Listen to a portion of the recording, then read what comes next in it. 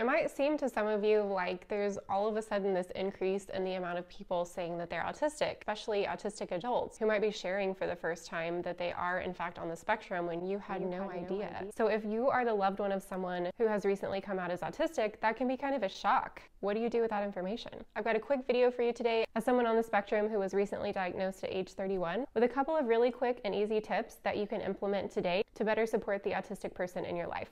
Make sure you stick around to the end of the video. I'm going to share my favorite online autistic resource that I think can be super helpful to you along the way.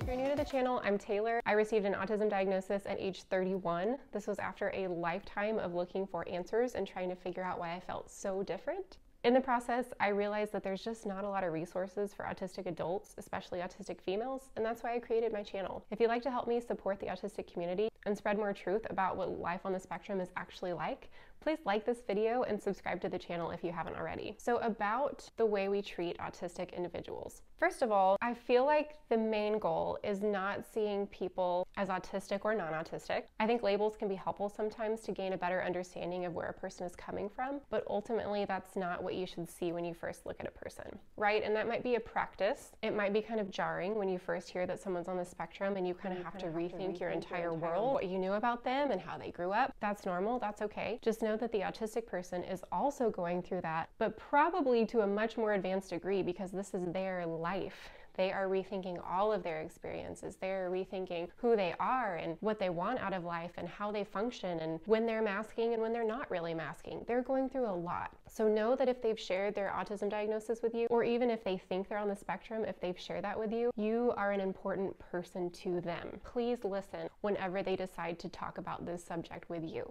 As someone who loves talking about autism, I can assure you that it's not always an easy thing to talk about, especially with those people who are closest to us, who have known us for the longest time, because there's so much dismantling that has to happen in terms of how we originally thought about this person. In that same light also though, I think you'll come to find that they're still the same person. We're just creating a different framework in which to relate to this person. So to clarify, I feel like labels are helpful to learn more about someone's background. But let's say this autistic person in your life is someone that you interact with regularly. Can you approach them first and foremost as a human being, as someone who wants to be deeply understood, as I'm sure you do as well? I feel like that's one of the most common characteristics that we share as humans is the desire to be understood. Can you come at it from that angle? How could you better understand this person for things relating to autism or not relating to autism? Are there questions that you can ask in a curious way, not a prying way, but coming from a place where you truly do want to understand more? When you ask questions, if you can be open to the fact that some of them might not be appropriate,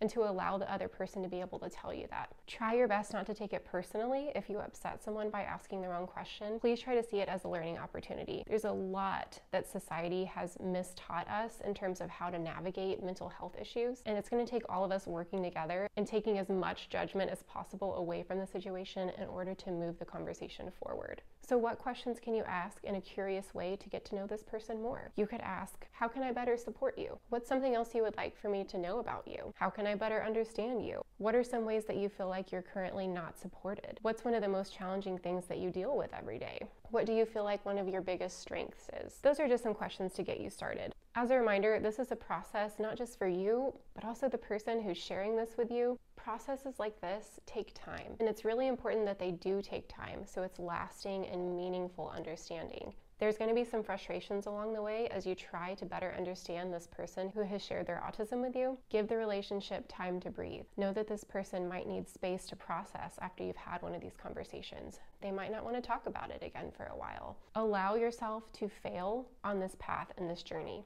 If you ask the wrong question, swallow your pride. Ask for clarification on how you can do it better next time. If conflict comes up that feels insurmountable, therapy is a really wonderful thing, especially for someone who receives a diagnosis late in life. You might offer if you could accompany them to a therapy session to better understand some of the issues they face. You might personally seek therapy. I feel like everyone in the world can benefit from regular therapy, and it's actually a tremendous sign of strength to seek it out. I started filming this with a few minutes before a hip-hop dance class that I take, and as soon as I hit record, I realized I have a lot more to say about this subject than would fit in the time I allowed. So for today, that's what I'm going to share. Know that you can comment with other questions. You can contact me on my social media pages. Connecting with the community is my favorite part about running this channel. So if you have other questions or concerns about how to relate to the autistic people in your life, I'd be happy to give you my take on them. Another huge thing to cover before we leave is that if you've met one autistic person, you've met one autistic person. We all have different preferences, different experiences, different struggles. So just because I say something works for me doesn't mean it's going to work for the autistic person in your life. That'd be another great area where you could ask questions to clarify and better understand that specific person. Again, please like this video, subscribe to the channel. You can check out my resources page here. I've got free downloadable resources for people on the spectrum, and a few of the resources might actually be helpful for friends of those on the spectrum. And then also, as promised, my favorite online autistic resource is embrace-autism.com. I love the graphics on it. It's fun to read. It's run by an autistic community. It's got great information on it. Use the search feature if you're interested in learning about a specific topic related to autism. You will probably find at least one, probably several articles on that topic. I'll put the link to that site in the description. Thanks so much for watching, and I'll see you in the next video. Bye.